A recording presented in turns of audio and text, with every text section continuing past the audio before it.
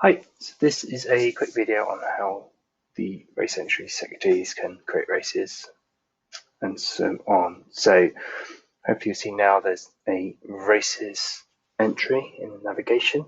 So if you click through to that, see at the moment there are no races. So in the top right, there's a little add button, should only appear for race entry people. So essentially you'll need to put a name in, like event or metropolitan. A link is optional, just to allow someone to link out to a site. The event start date, so obviously if it's a 2-day event or more, you put the start and end dates. They can be the same date if it's just a 1-day event. And day which you want to allow entries to close. So obviously I'll have to be, I'll put the same or before the start date of the event.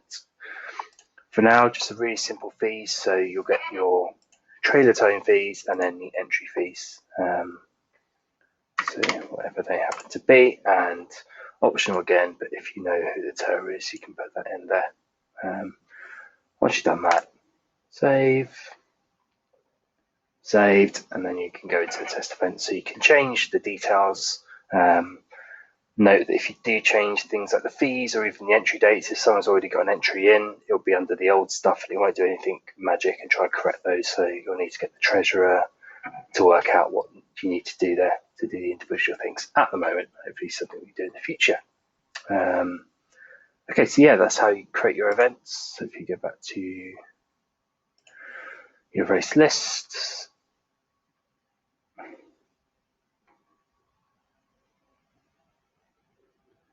you know what? Okay, there you go.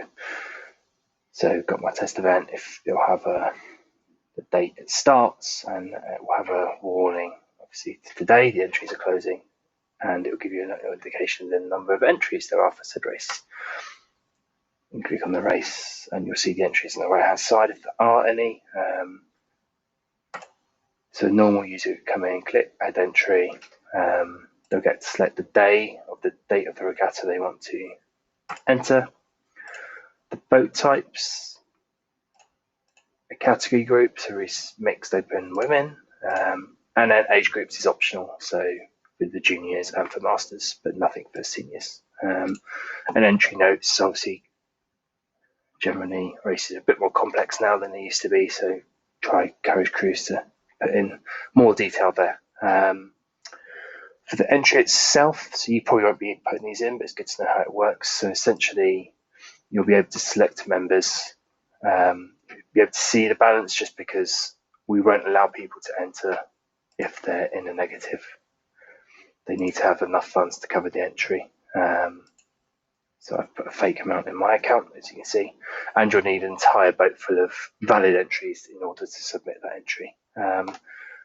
The person who's entering can enter subs, so if they know either someone out the club or someone who hasn't got money, they can essentially pay for them by just putting sub in.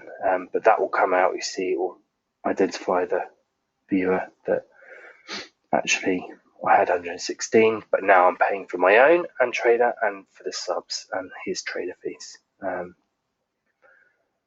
I guess the only other thing to note from this is,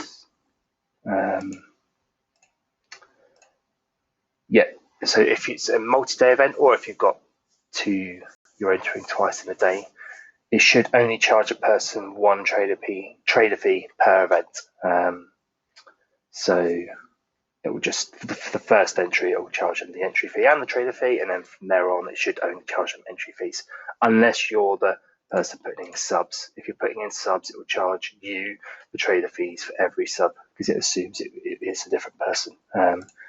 And then it's up to the enterer to then sort out those subs. Okay, you can see valid for me in a single. I can click submit. Entry saved. I need to put a bit of load animation there and stuff like that, but now it's come back to the main page and you've got my entry there. This should email out to the entry secretary and anyone in the crew, but it's always worth checking this page because emails can be a bit flaky. Okay, I'm running out of time, so that is it for now.